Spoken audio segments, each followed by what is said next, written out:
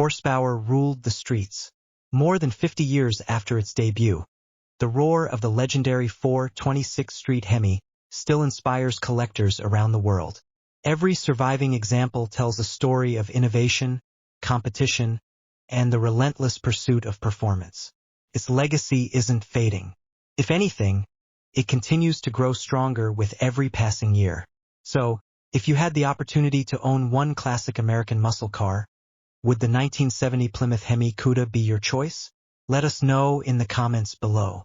If you enjoyed this documentary, don't forget to like the video, subscribe for more legendary automotive stories, and turn on notifications so you never miss the next journey into the greatest cars ever built.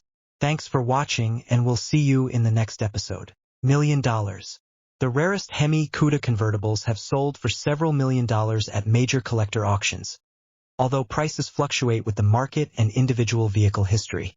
Why are collectors willing to spend so much? Because the HEMI Cuda represents the peak of the original muscle car era.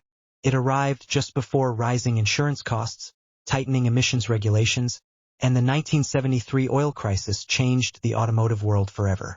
It captured a brief moment when American manufacturers built high-performance machines with very few compromises. Its influence reaches far beyond auction results. The HEMI Cuda has appeared in automotive museums, prestigious concours events, television programs, documentaries, and countless private collections. It remains one of the first names enthusiasts mention when discussing the greatest American muscle cars ever built. Owning one isn't simply about possessing a classic automobile. It's about preserving a symbol of American engine. Most cars lose value the moment they leave the dealership. The 1970 Plymouth HEMI Cuda did the exact opposite. During the 1970s, many owners simply saw it as an aging muscle car. Some were raced until their engines failed. Others were modified beyond recognition, and countless examples disappeared in junkyards long before anyone realized how historically important they were. As the decades passed, surviving cars became increasingly scarce. By the late 1980s and early 1990s, collectors began searching for original, numbers-matching HEMI Cudas. Demand quickly outpaced supply, sending prices steadily higher. Every documented survivor became a prized piece of American automotive history.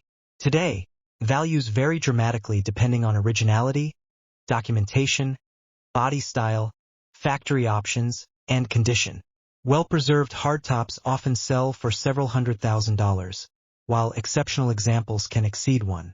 Auctions, though exact values vary depending on originality, documentation, condition, color, and options.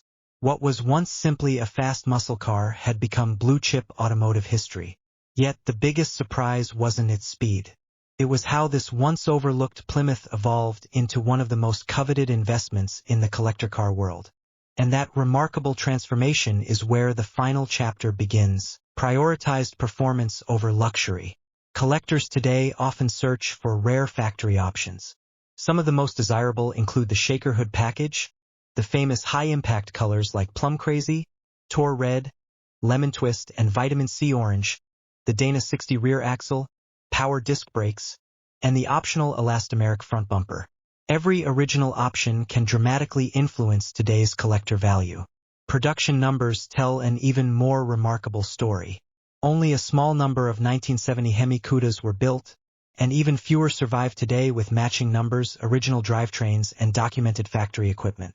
Convertible versions are especially rare, making them some of the most sought-after American cars ever produced. As collector interest exploded during the 1990s and 2000s, auction prices climbed faster than almost anyone expected. Highly original examples regularly sold for several $100,000. Exceptional restorations crossed the $1 million mark. Rare convert, automatic produced remarkably consistent dragstrip launches. Performance was breathtaking for 1970. A properly tuned HEMI Cuda could sprint from 0 to 60 miles per hour in roughly 5.5 seconds and complete the quarter mile in the low 13-second range.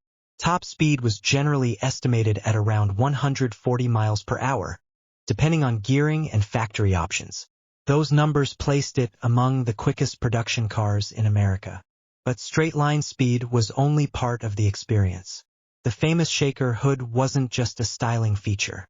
Mounted directly to the engine, it moved with every pulse of the massive V8 while feeding cooler outside air into the carburetors. Watching it shake under hard acceleration became one of the car's most unforgettable signatures.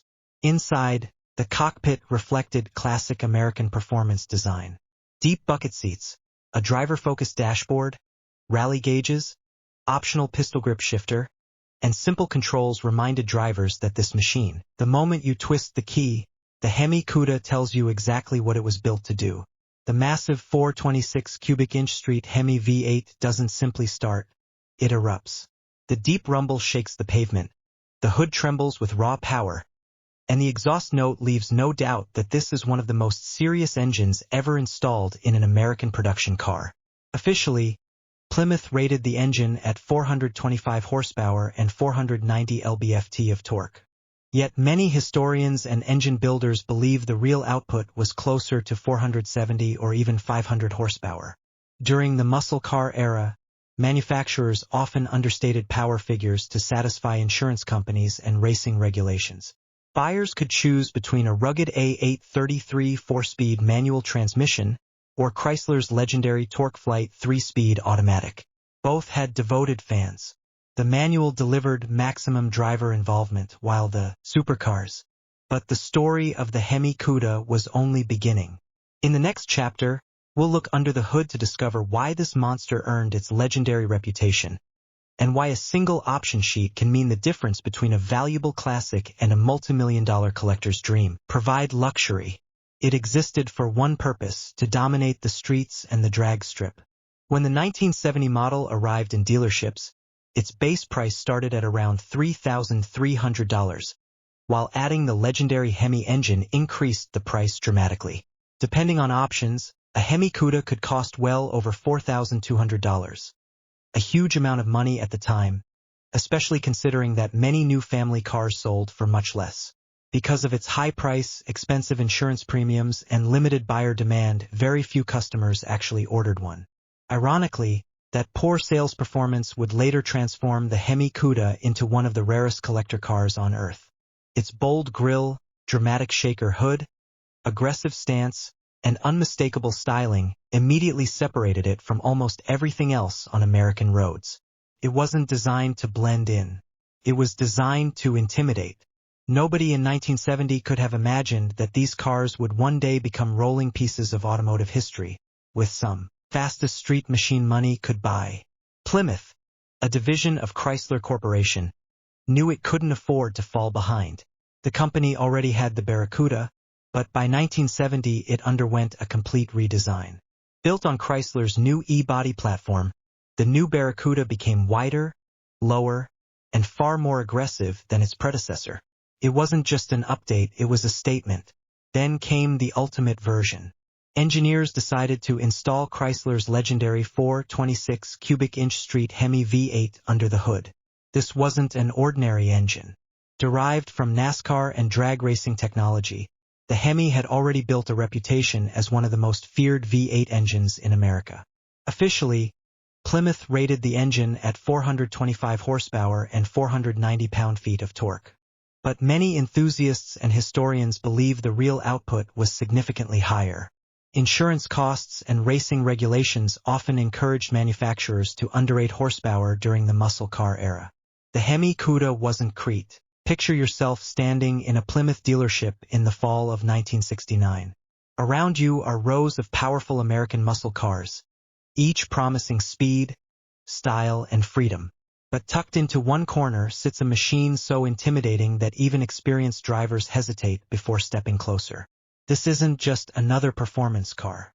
It's the 1970 Plymouth HEMI Cuda, a machine that would eventually become one of the most valuable American cars ever built. But what made it so special? And why are collectors now willing to pay millions for one? The answer begins long before the first engine ever roared to life. By the late 1960s, America's muscle car war was at full throttle. Ford had the Mustang Boss 429.